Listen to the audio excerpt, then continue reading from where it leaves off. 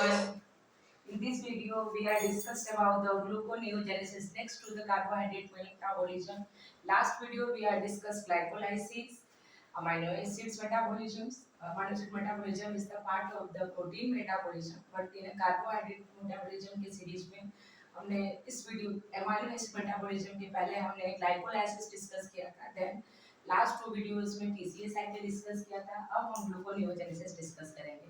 अभी carbohydrate series पे ही चलते हैं. सो ग्लूकोनियोजेनेसिस का मतलब क्या होता है? सबसे पहले gluco means glucose, neo means new, genesis means origin. मतलब ग्लूकोज की ओरिजिन किसी न्यू मॉलिक्यूल से होना, वो न्यू मॉलिक्यूल्स कार्बोहाइड्रेट ना होके नॉन कार्बोहाइड्रेट्स मॉलिक्यूल्स होने चाहिए. उस प्रोसेस को हम क्या बोलेंगे? ग्लूकोनियोजेनेसिस. मतलब formations of the glucose by the non carbohydrate molecules is known as gluconeogenesis. Non carbohydrate molecule lactate हो गया, पाइरुवेट हो गया. अगर हम फैट की बात करते हैं तो ट्राई एसाइल ग्लिसरॉल्स में किससे हमें ग्लूकोज मिलेगा? ओनली ग्लिसरॉल्स मॉलिक्यूल्स जो होंगे उससे हमें क्या मिलेगा? ग्लूकोज मिलेगा. And some of the glucogenic, अगर प्रोटीन्स की बात करें, प्रोटीन्स में से हमें कहाँ से ग्लूकोज मिलता है? तो वो हमें मिलता है ग्लूकोजेनिक अमाइनो एसिड्स.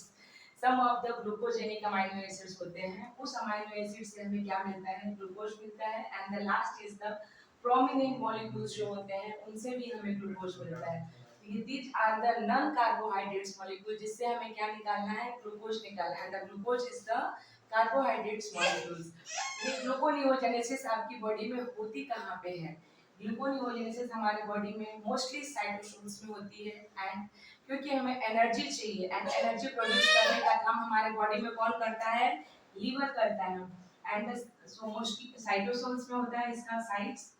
प्रोड्यूस कहाँ पे साइकिल ज्यादातर एनर्जी प्रोड्यूस करेगी? लीवर में प्रोड्यूस करेगी. And some of the part जो एक्सटेंड हुआ रहता है वो कहाँ पे होगा? आपका किडनी में होता है. ग्लूकोनियोजेनेसिस वेरी सिंपल साइकिल्स है. बेसिकली अगर किसी को ग्लाइकोलाइसिस याद हो तो ग्लाइकोलाइसिस के ही सारे स्टेप्स इसमें चलते हैं एक्सेप्ट इरिवर्सिबल स्टेप्स. जितने भी रिवर्सिबल स्टेप्स होते हैं सारे के सारे ग्लाइकोलाइसिस के ही ग्लूकोनियोजेनेसिस में चलते हैं. अपोजिट होके चलेंगे. बट जो 3 रिवर्सिबल स्टेप्स होते हैं ग्लाइकोलाइसिस में, जो फर्स्ट 3 स्टेप होते हैं ग्लाइकोलाइसिस के, वही 3 स्टेप ग्लूकोनियोजेनेसिस में इस उसमें ही 3 स्पेसिफिक एंजाइम होता है जो ग्लूकोनियोजेनेसिस के लिए रिस्पांसिबल है. Rest of the enzymes, rest of the molecules, rest of the cycle सारी ग्लाइकोलाइसिस की ही होती है. सो वी कैन से कि opposite of the glycolysis gluconeogenesis cycle चलती है आपकी बॉडी में. हमारे बॉडी में इसकी रिक्वायरमेंट्स क्यों है?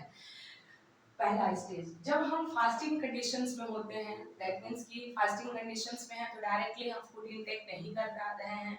जो हमारे बॉडी में ग्लूकोज मॉलिक्यूल्स नहीं है, मतलब जो non glycose molecules, non glucose molecules या नॉन कार्बोहाइड्रेट्स मॉलिक्यूल्स है, उनसे हमें ग्लूकोज कैसे बनाना है? उसके लिए ग्लूकोनियोजेनेसिस चल रहा है. दैट मींस कि सबसे ज्यादा जो आपकी बॉडी में ग्लूकोनियोजेनेसिस चलता है वो चलता है फास्टिंग कंडीशंस में.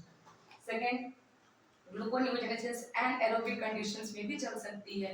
सो एनाएरोबिक कंडीशंस हमारे बॉडी में कब होता है? जब ग्लाइकोलाइसिस से लैक्टेट प्रोड्यूस होता है. तो यहाँ पे मैंने निगेटिव का साइन दिखाया है. मतलब अगर आप हैवी एक्सरसाइज कर रहे हो और आपकी बॉडी में डायरेक्टली इनटेक कुछ नहीं हो रहा है तो उस समय आपकी बॉडी क्या करेगी? ग्लूकोनियोजेनेसिस करेगी. मतलब स्केलेटल मसल्स को, अगर आप ज़्यादा फिजिकल एक्टिविटी कर रहे हो तो स्केलेटल मसल्स की नीड को फुलफिल करने के लिए कौन सी साइकिल करेगी? ग्लूकोनियोजेनेसिस साइकिल करेगी. हमारी बॉडी को कंटिन्यू ग्लूकोज मॉलिक्यूल्स चाहिए. सो कंटिन्यू ग्लूकोज मॉलिक्यूल्स के लिए कहाँ? ब्रेन के लिए कंटिन्यू ग्लूकोज मॉलिक्यूल चाहिए ताकि ब्रेन का रेगुलेशन प्रॉपर्ली हो. सो यहाँ पे मैंने ब्रेन मेंशन किया है एंड सीएनएस, दैट मींस की सेंट्रल नर्वस सिस्टम.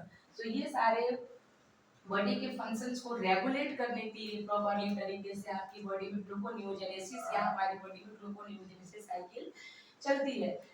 नेक्स्ट यहाँ मैंने लिखा भी है कि इसमें के सारे स्टेप्स ग्लाइकोलाइसिस की opposite of glycolysis cycle except irreversible steps of the glycolysis cycle, जो कि ग्लूकोनियोजेनेसिस में वहां पे ही ग्लूकोनियोजेनेसिस के स्पेसिफिक एंजाइम्स आएंगे और ये साइकिल्स प्रोसीड होगी.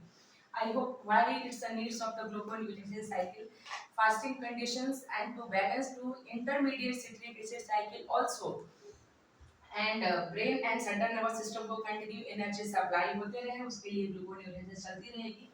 एंड जब हम हैवी एक्सरसाइज करते हैं जब हमारी बॉडी में एनारोबिक कंडीशंस प्रोड्यूस हो जाती है, स्केलेटल मसल्स को एनर्जी प्रोड्यूस करने के लिए भी हमें कहाँ से एनर्जी मिलेगी, ग्लूकोन्यूरोजेनेसिस से मिलेगी। सो नेक्स्ट वीडियो हम ब्रीफ डिस्कशन करेंगे, ब्रीफ साइकिल डिस्कशन करेंगे ग्लूकोन्यूरोजेनेसिस का। आई होप आपको ग्लूकोन्यूरोजेनेसिस की आइडिया वीडियो अच्छी लगी होगी। Please like, subscribe and share my channel. Thank you for watching me.